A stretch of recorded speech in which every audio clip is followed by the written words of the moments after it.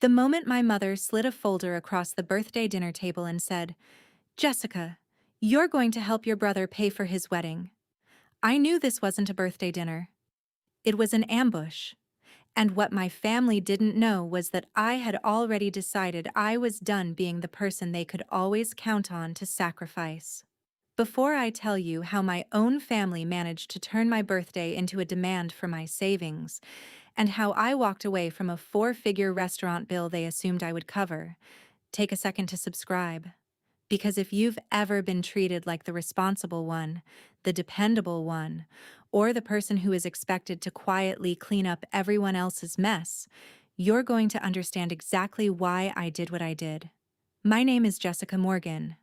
I was 30 years old when this happened, and for most of my life, I had been the person my family described with one word: responsible. At first, I thought it was a compliment. When I was 10, it meant I remembered to feed the dog. When I was 14, it meant I could be trusted to watch my younger brother, Ethan, while my parents went out. At 17, it meant I had a part-time job, good grades, and enough common sense to know that if I spent every dollar I earned on clothes and concert tickets, I would eventually regret it. By 22, responsible meant I was the one who helped mom with bills. By 25, it meant I was the person everyone called when something went wrong. And by 30, I finally understood what the word really meant in my family. It meant they had decided my life was available for use. My parents weren't poor. That was important. They weren't struggling to put food on the table. They owned their house. My father had a steady job. My mother had worked part-time for years and had recently stopped altogether.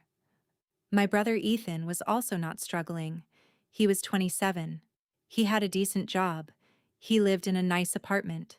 He had a girlfriend named Lauren, who was perfectly pleasant when she wanted something and strangely cold when she didn't.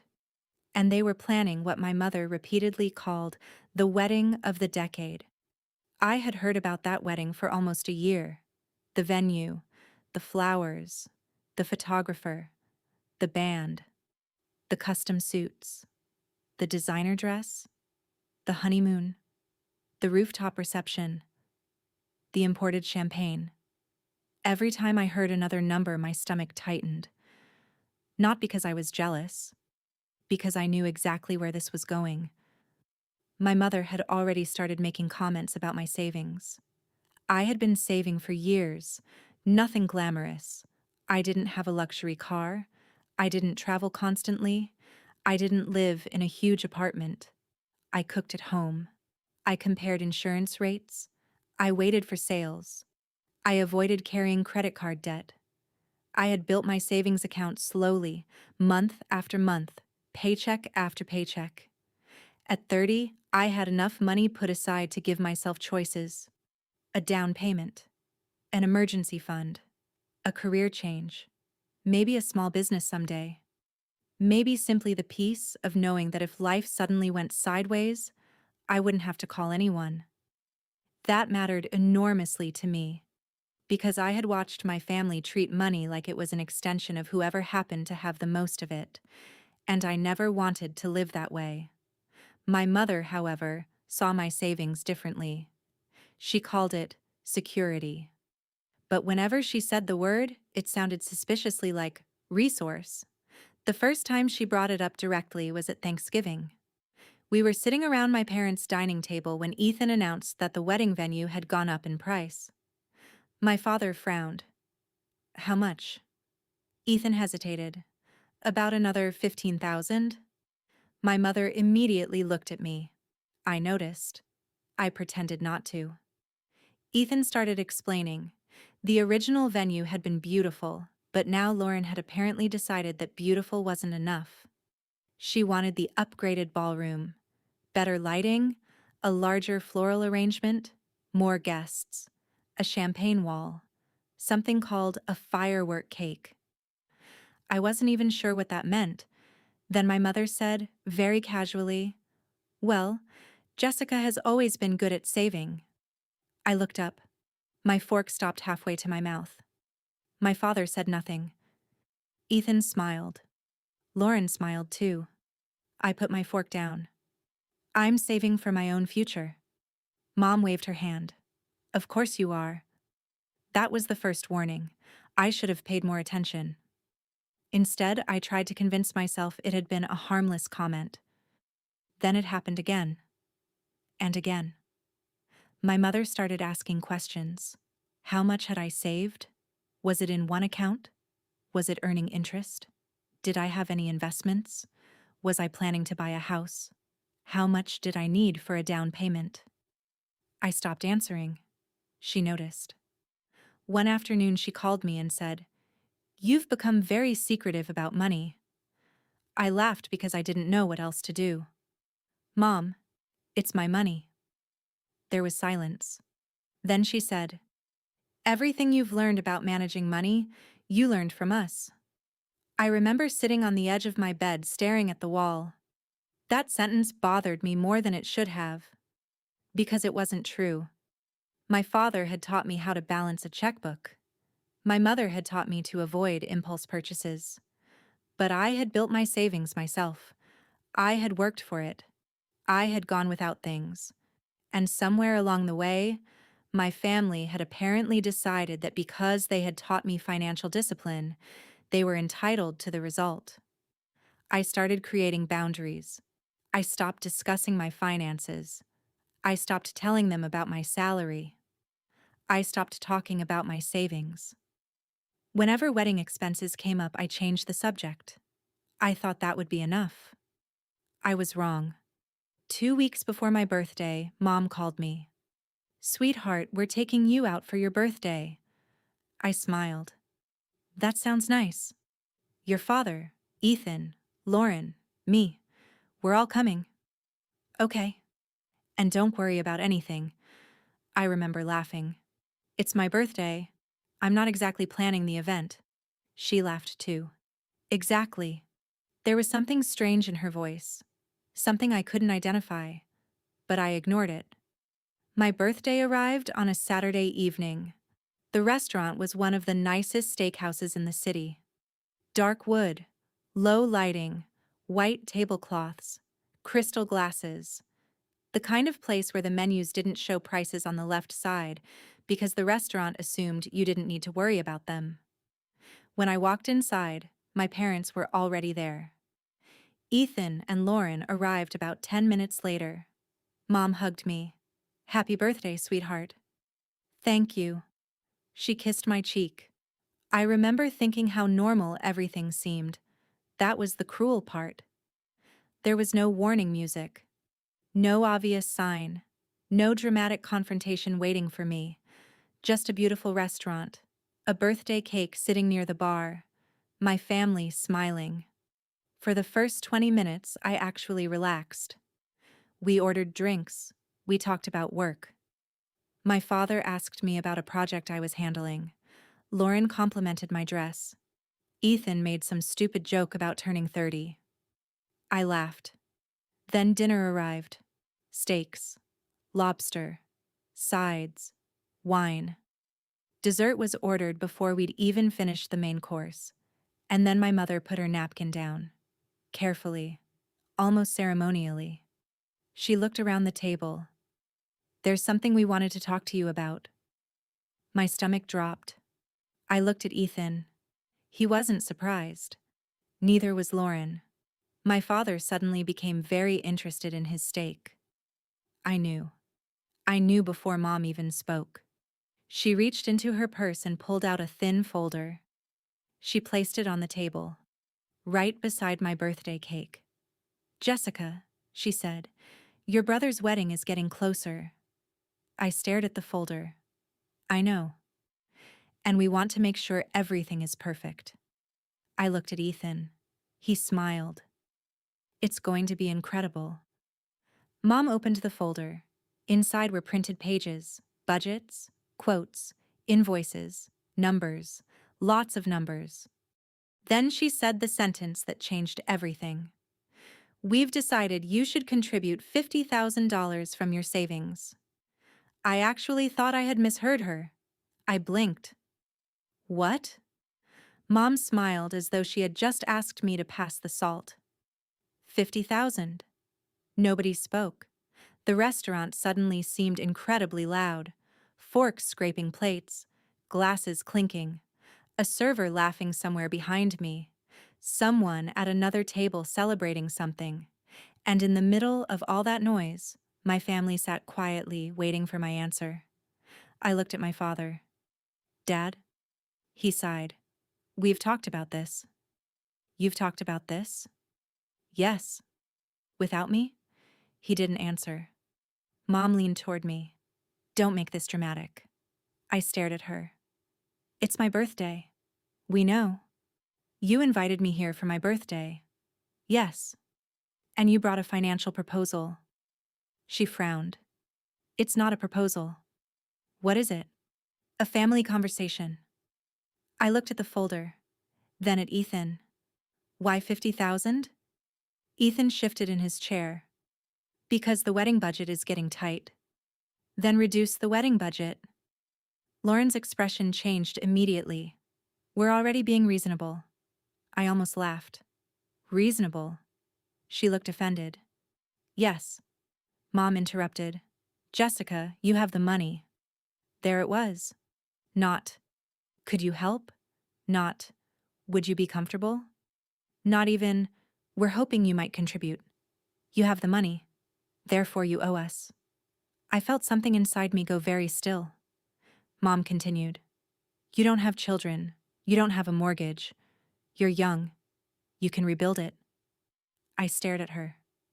Rebuild what? Your savings. How long? She waved her hand. That's not the point. No, I think it is. Ethan finally spoke. Jess, come on. I looked at him. Come on what? You know how important this is to me. And you know how important my savings are to me. He rolled his eyes. You'll be fine. I felt heat spreading up my neck. That sentence. You'll be fine. I had heard it my entire life. Whenever someone else got something and I didn't. Whenever I was expected to compromise. Whenever I was told to be understanding. Whenever Ethan needed something.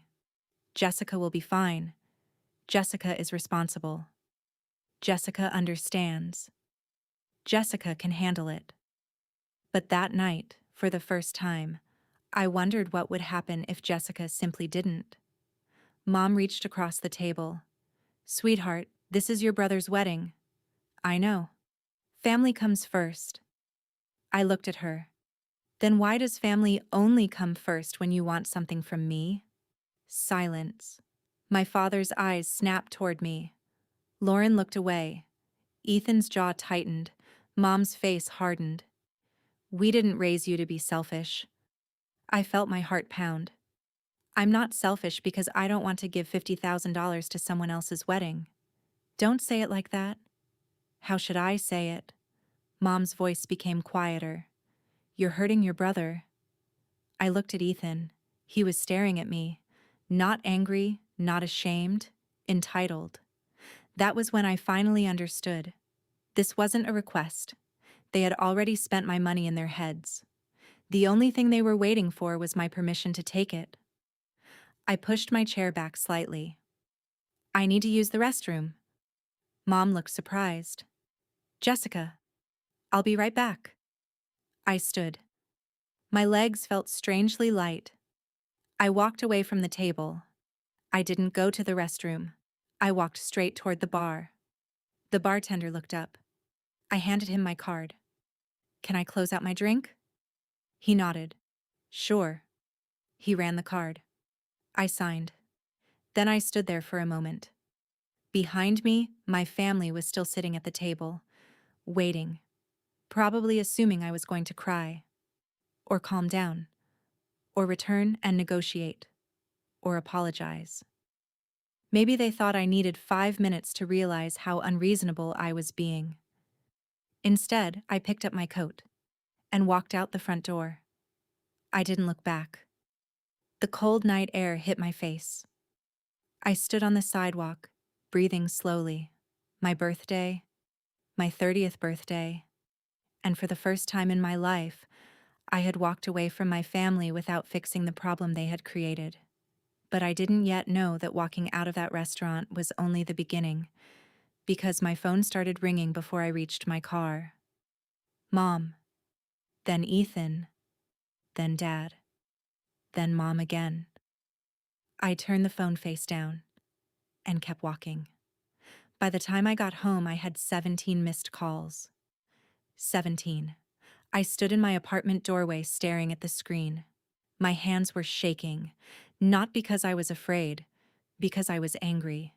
There is a very specific kind of anger that comes from realizing someone has been taking advantage of you for years. It's not explosive at first. It's quiet, heavy, almost cold. You replay old conversations, old favors, old sacrifices, and suddenly they all look different. I sat on my couch and opened the first voicemail. Mom. Jessica, call me back. You're being incredibly immature. I deleted it. Second voicemail. Ethan. You seriously walked out at my wedding planning dinner? I deleted it. Third. Dad. Call your mother. Delete. Fourth. Mom again. We are family. You cannot just embarrass everyone like that. Delete. I put my phone down. For several minutes, I stared at nothing. Then I laughed. It wasn't a happy laugh. It was the kind of laugh that escapes when something is so absurd that your brain doesn't know what else to do. They had invited me to dinner. They had demanded $50,000, and somehow I was the one who had embarrassed them. I made tea. I didn't drink it. I went to bed. I didn't sleep. At 1:12 a.m., I was staring at the ceiling. At 2:37, I was scrolling through old bank statements. At 3:14, I remembered something Mom had said. Everything you've learned about money, you learned from us. At 3:41, I remembered Ethan asking me to cover his rent for 2 months when he changed jobs. I had done it. He promised to repay me. He never did. At 4:03, I remembered paying for Mom's car repair. At 4:26, I remembered the family vacation I had quietly subsidized because Dad said things were tight. At 4:52, I remembered Christmas. Every Christmas. The gifts. The dinners. The emergency expenses. The little things. Nothing individually seemed enormous. Together, they formed a pattern. I was the family emergency fund. I just hadn't known it. The next morning, Mom called again. I answered. Hello? You owe us an apology. I closed my eyes. Good morning to you too. Don't be sarcastic. I'm not. You humiliated your brother. No, I left a restaurant. You walked out during his wedding discussion. During my birthday dinner. Mom exhaled sharply. Your father and I spent a lot of money on that dinner. I almost laughed. You're right. There was a pause. Then she said, and you didn't even stay for the cake. I stared at my kitchen counter. You know what, Mom? I think we're focusing on the wrong part. What do you mean? You asked me for $50,000. We asked you to help your brother. $50,000. You have it. That's not an answer. It is in this family. That sentence stayed with me. It is in this family. I said quietly. Then maybe I don't want to be part of that system anymore. Mom went silent. Then she said, Don't threaten us. I'm not. Yes, you are. No, I'm telling you what I'm going to do. What? I'm not paying for the wedding. She hung up. I sat there listening to the deadline. For the first time, I felt something I hadn't felt in years. Relief. But the relief didn't last. 3 days later, Dad called. He was calmer. That was worse. Jessica, I think you need to reconsider. I've considered it. You're letting emotions dictate a financial decision. I smiled bitterly. Interesting. What? Because the only emotional part of this is your son's wedding. Dad sighed. You know Ethan has been dreaming about this. So have I. About what? My own life. Silence. Then he said, "You're being unfair." I almost asked him when they had ever used that word on Ethan. I didn't. Instead, I said, "I have worked for my savings. We know. I've sacrificed for it. We know. And I am not giving $50,000 away. It's not giving it away. What is it? A family investment." I laughed. An investment in what? Your brother's future. His future isn't my responsibility. Dad became quiet. Then he said something that hurt more than I expected. "You'll regret choosing money over family." I looked around my apartment. At the little bookshelf I had built myself, the coffee table I bought secondhand, the framed photograph of me graduating college. Every object represented something I had worked for. "No," I said. "I think I'll regret choosing family over myself if I keep doing it." He hung up. After that, the family group chat exploded. Ethan wrote, "Wow. Never thought my own sister would do this to me." Lauren added, "This was supposed to be one of the happiest times in our lives." Mom wrote, "Some people only think about themselves." I stared at the messages. Then something unexpected happened. My cousin Megan replied, "Is this about the $50,000? Nobody answered. Megan wrote again. "Wait. Jessica was asked for 50 grand at her birthday dinner?" Mom left the chat. Ethan deleted his message. Lauren said nothing. Megan called me privately. "Jess." "Yeah? Is this really what happened?" "Yes." She was quiet. Then she said, "That is insane." I laughed. "I thought so too." "No, seriously. Did they actually expect you to pay?" "Yes." "For the wedding?" "Yes." "And they did this at your birthday?" "Yes." Megan exhaled. "Okay, I need to tell you something." My stomach tightened. "What?" "Your mom has been telling people you offered." I sat up. "What?" "She told Aunt Karen that you were excited to help Ethan." I felt a cold sensation move through my chest. "When?" "Last week. Before the dinner. Before they even asked." That meant the decision had already been made.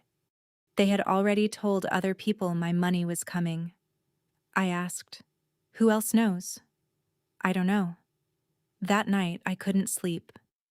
Not because of the money, because I realized how close they had come to spending money that didn't belong to them.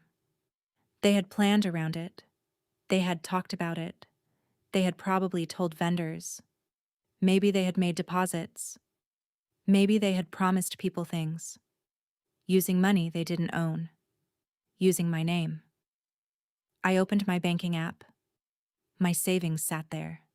A number I had worked years to build. For the first time, I didn't feel proud looking at it. I felt protective. I changed my passwords. I updated my security questions. I checked my beneficiaries. I reviewed every account. Then I started documenting everything. Screenshots of messages, voicemails, emails. The folder Mom had given me was still in my car. I took it out. I opened it on my kitchen table. There were wedding invoices, venue payments, catering estimates, floral quotes, photography, music, and handwritten notes. I found something that made my stomach turn. At the top of one page in my mother's handwriting was a note. "Jessica, $50,000. Not possible. Not maybe. Not ask. Just my name. And $50,000, like an asset. Like a line item." I stared at it for a long time. Then I folded the paper back into the folder. I didn't tell them what I had found. I didn't confront them. Instead, I did something very different. I stopped reacting, and I started observing. Over the next 2 weeks, I watched my family carefully. Ethan continued planning the wedding. Mom continued talking as if everything were normal. Dad avoided the subject. Lauren posted engagement photos. Then something strange happened. Ethan called me. "Hey. Hey. Mom said you're still upset." "I am." Look, Jess, I know the dinner went badly. I waited, but we still need help. I almost laughed. You're calling to ask again? No. He hesitated. Not exactly. What does that mean? We've already put down deposits. I said nothing. He continued. If we lose some of them, it'll be a disaster. My stomach tightened. Why did you make deposits before you knew whether you could afford the wedding? He didn't answer. Then he said, because Mom said you were going to help. There it was. The truth. I closed my eyes. Ethan, I never said that. I know. Then why did she tell you? I don't know. You knew she was planning to ask me for 50,000. Another pause. Yes. So you knew. Jess. You knew. Yes. I hung up. I sat at my kitchen table for almost an hour. I wasn't crying. I wasn't yelling. I was thinking. They had made plans based on my money. They had created obligations based on money that wasn't theirs. And they still believed I would eventually cave. That was when I realized something. They didn't actually know me. They knew the version of me they had created. The version who always helped. The version who always forgave. The version who always came back. The version who couldn't stand seeing anyone disappointed. They had mistaken my kindness for weakness, and I was about to show them the difference. The first thing I did was nothing. That sounds strange, but it was the most important step. I didn't announce a plan. I didn't threaten them. I didn't post anything online. I didn't tell relatives I was going to teach my family a lesson. I simply stopped participating. When Mom called, I didn't answer. When Ethan texted, I responded only when necessary. When Dad sent a long message about family values, I left it unread. I stopped attending wedding planning events. I stopped commenting on Lauren's posts. I stopped asking how the venue search was going. And most importantly, I stopped explaining myself. That was harder than it sounds, because when you're used to defending yourself, silence feels almost unnatural. Every time I wanted to say, "Let me explain," I stopped. Every time I wanted to prove I wasn't selfish, I stopped. Every time I wanted someone to understand my side, I stopped. I realized I didn't need a jury. I needed a boundary. One evening, Megan came over. She brought coffee. We sat on my balcony. She said, "So what's your plan?" "I don't know." She looked at me. "You definitely know."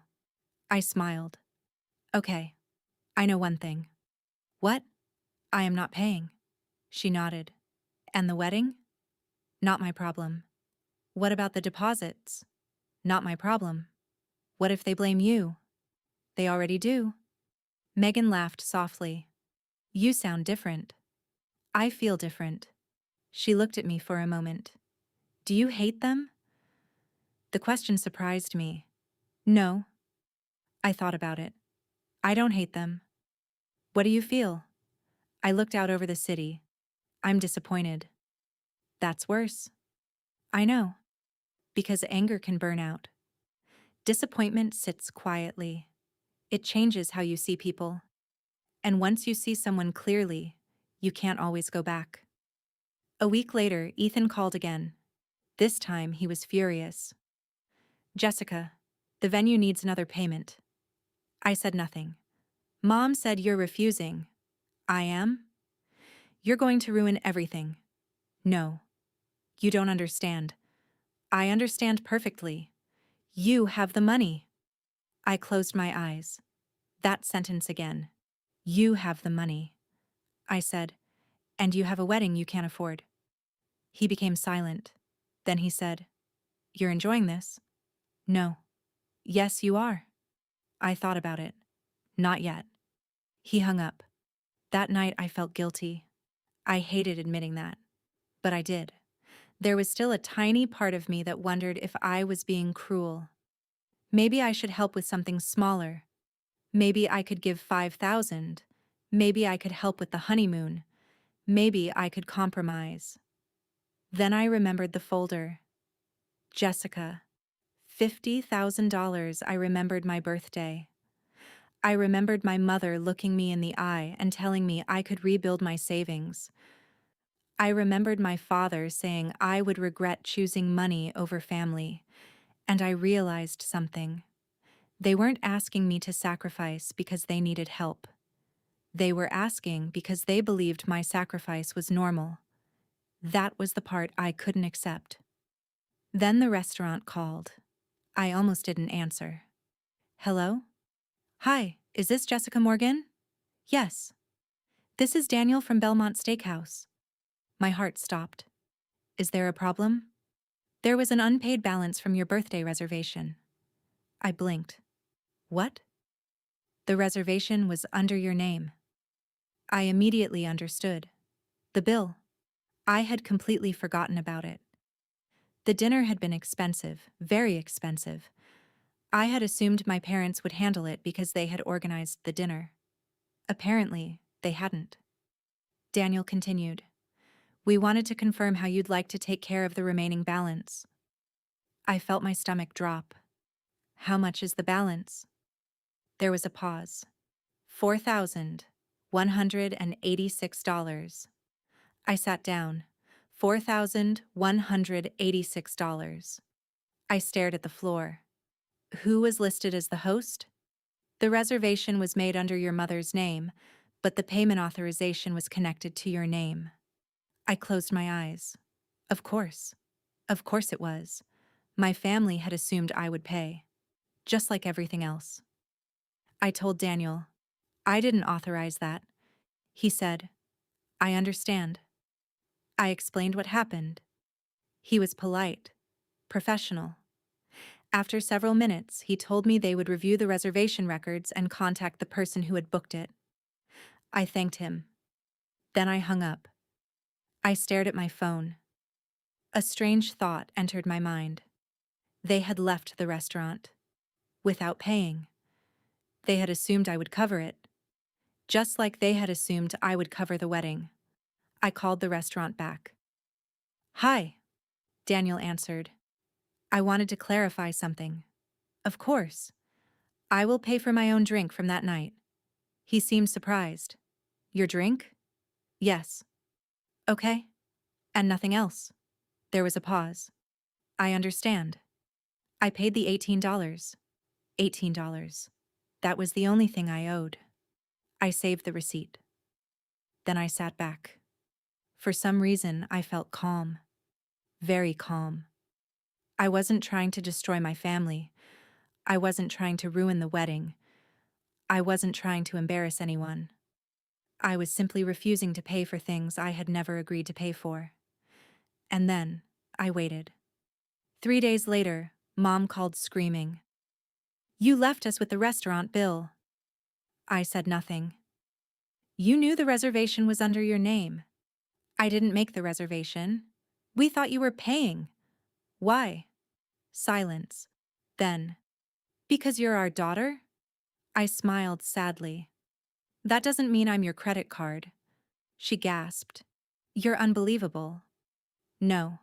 I paused. What's unbelievable is that you planned a $4,000 birthday dinner and never asked me if I was paying. You ruined your own birthday. No, Mom. I looked out the window. You did. She started crying. That used to destroy me. My mother's tears had controlled me for years. If she cried, I apologized. If she was disappointed, I fixed things. If she was angry, I tried to calm her down. But that night, I didn't move. She said, Your brother is going to lose his deposits because of you. I answered, Then maybe he shouldn't have planned a wedding around money that wasn't his. She hung up. And that was the last conversation we had before the wedding. For 3 weeks, there was silence. Then I received an invitation. Not from Ethan, from Lauren. It was beautiful, embossed, expensive. I opened it. Inside was the wedding date, the venue, the dress code, and a small note. We hope everyone who loves us will be there to celebrate. I stared at that sentence. Everyone who loves us. I almost laughed, Because apparently love now had a minimum contribution requirement. I RSVP'd no. Then I put the invitation in the trash. I expected to feel guilty. I didn't. And that scared me a little, because I realized I was finally becoming someone my family couldn't manipulate. The wedding happened 6 weeks later. I didn't go. I spent that Saturday morning drinking coffee in my apartment. The weather was beautiful. Sunlight filled the room. For the first time in years, I didn't have an obligation. No emergency, no family event, no problem to solve. I went for a walk, bought myself lunch, read a book. It was peaceful. Then, around 6 p.m., my phone started buzzing. Megan. I answered. Hey, you won't believe this. What? The wedding. I sat down. What happened? The venue payment didn't go through. I wasn't surprised. What do you mean? They were short. How short? Enough that the venue threatened to cancel the reception. My stomach tightened. What did they do? They borrowed money. From who? She hesitated. Apparently Aunt Karen gave them some. I sighed. That was their choice. Not mine. Megan continued. And there's more. What? The restaurant. What restaurant? Your birthday dinner. I frowned. What about it? Mom and Dad were telling everyone that you abandoned them with the bill. I laughed. They're still talking about that? Yes. What did they say? They said you intentionally humiliated them. I shook my head. Did you tell them I paid for my own drink? I did. What happened? They got furious. I smiled. Not because I enjoyed their anger, but because the truth was finally catching up. For years, my family had controlled the story. Jessica is selfish. Jessica is difficult. Jessica doesn't care about family. Jessica has money. Jessica should help. But now other people were asking questions. Because when you repeat a lie long enough, eventually someone asks for details. And details were exactly what my family didn't have. That night, my aunt called. I answered. Jessica. Hi, Aunt Karen. I wanted to talk to you. Okay. I've heard different versions of what happened. I smiled. I'm happy to tell you mine. She was quiet, so I told her. Everything. The birthday dinner, the folder, the $50,000 demand, the assumptions, the restaurant bill, the phone calls, the wedding. I didn't exaggerate. I didn't insult anyone. I didn't call my mother names. I simply told the truth. When I finished, my aunt was silent. Then she said, I had no idea. I know. I thought you volunteered. I didn't. She sighed. Your mother told us you wanted to help. I know. I feel terrible. You don't have to. But I do. She paused. Then she asked, Are you going to reconcile with them? I looked around my apartment. I don't know. And that was the honest answer. Because revenge is satisfying in stories. In real life, revenge doesn't always feel like fireworks. Sometimes it's just the moment you stop letting someone hurt you. Sometimes it's blocking a number. Sometimes it's closing a bank account. Sometimes it's saying no without explaining. And sometimes it's letting people experience the consequences of decisions they made without you. The restaurant eventually settled the birthday bill directly with my parents. They paid. Not happily, but they paid. And I never heard another accusation about it. The wedding happened too. It was smaller than originally planned. No champagne wall, no extravagant floral installation, no fireworks cake, no rooftop extravaganza. But it happened. I wasn't there. I didn't sabotage it. I didn't call vendors. I didn't expose anyone. I didn't do anything. I simply didn't rescue them. That distinction mattered to me. Because for a while, I worried that walking away was cruel. Then I realized there was nothing cruel about allowing adults to manage their own choices. Ethan got married. Months passed. I didn't speak to my parents. Then, almost a year later, I received a letter from Dad. A real letter. Not a text. Not an angry voicemail. A letter. I opened it at my kitchen table. He wrote that he had been thinking about the birthday dinner. He admitted they had handled it badly. He admitted they had assumed I would pay. He admitted they had treated my savings like family property. And then he wrote something that made me stop. I think we confused your willingness to help with an obligation to help. I read that sentence twice, then a third time, because that was exactly it. They had mistaken kindness for obligation. They had mistaken responsibility for availability. They had mistaken love for ownership. Dad asked if I would meet him for coffee. I considered saying no. Instead, I agreed. We met at a small cafe. He looked older, tired. He sat across from me. For a while, neither of us spoke. Then he said, "I owe you an apology." I nodded. Yes. He looked down. "We should never have asked you that way." No. "And certainly not at your birthday." No. "I thought we were doing what was best for Ethan." I looked at him. "And what was best for me?" He didn't answer. That silence said everything. I asked, "Did you ever ask yourself that?" He looked at me. "Not enough." That was the first honest answer I'd heard from him in years. I didn't forgive him immediately. That surprised him. But forgiveness isn't a switch. It's not something someone earns because they finally say the right sentence. Trust takes time. So I told him, "I love you, Dad." His eyes filled with tears. "But I won't go back to the way things were." He nodded. "I understand."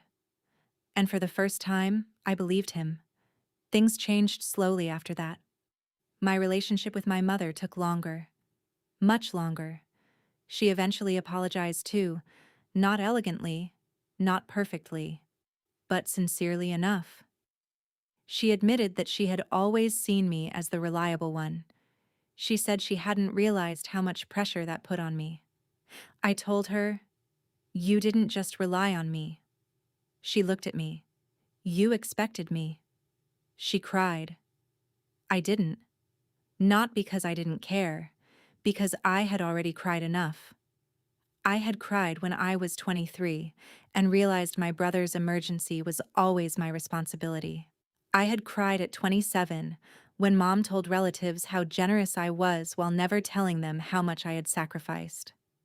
I had cried at 29 when I realized my family knew exactly how much I had saved. And I had cried on my 30th birthday night, alone in my apartment, because I finally understood that some people don't notice your sacrifices until you stop making them. That was the real revenge. Not the restaurant bill, not the $4,186, not walking out. The real revenge was becoming unavailable to the version of me they had built their lives around. The version who always said yes. The version who always fixed things. The version who swallowed hurt to keep the peace. That woman was gone. And honestly, I didn't miss her. A year after the birthday dinner, I bought my first home. A small place. Nothing extravagant. But it was mine. I stood in the empty living room on the first night with a box of takeout sitting on the floor. There was no furniture yet, no curtains, no pictures. Just bare walls and the sound of my own footsteps. I opened my banking app. My savings were lower than they could have been if I had given my family that $50,000. But they were still mine. Every dollar, every sacrifice, every late night, every cheap dinner, every delayed purchase, every time I had told myself, "Not yet, I'm saving." It had all been worth it. I sat on the floor and thought about that birthday dinner. I could still remember the folder, the steak, the candlelight, my mother's voice. "You have the money." I smiled. Yes, I had the money. But they finally learned something much more important. Having money doesn't mean you owe it to people. Being responsible doesn't mean you're responsible for everyone. Being family doesn't give anyone ownership over your future. And saying no doesn't make you selfish. Sometimes saying no is the first honest thing you do for yourself. Looking back, I don't think the most satisfying part was leaving my family with that restaurant bill. It was what happened afterward. They had spent years believing that I would always absorb the consequences of their decisions. And for one night, I didn't. I didn't scream. I didn't threaten them. I didn't destroy anything. I didn't even touch the wedding. I simply stepped away. And when I stepped away, the entire illusion collapsed. They discovered that the wedding budget wasn't as secure as they thought. They discovered that the birthday dinner wasn't automatically mine to pay. They discovered that my savings belonged to me. But most importantly, I discovered something too. I discovered that boundaries don't require anger. They don't require revenge speeches. They don't require cruelty. Sometimes the strongest boundary is simply refusing to participate. My family didn't lose their wedding because of me. They didn't lose their restaurant reservation because of me. They didn't lose their money because of me. They lost the safety net they had quietly built around someone who had never agreed to be one. And maybe that's why walking away felt so powerful. Because for the first time, I wasn't trying to punish them. I was simply refusing to punish myself. If you've ever been the responsible one in your family, the person everyone calls when they need money, help, forgiveness, or a solution, I'd love to hear your story. Have you ever had to stop rescuing people you loved just to protect yourself? Tell me in the comments. And if this story reminded you that saying no doesn't make you selfish, subscribe for more stories about betrayal, boundaries, justice, and the kind of revenge that begins when you finally decide your life belongs to you.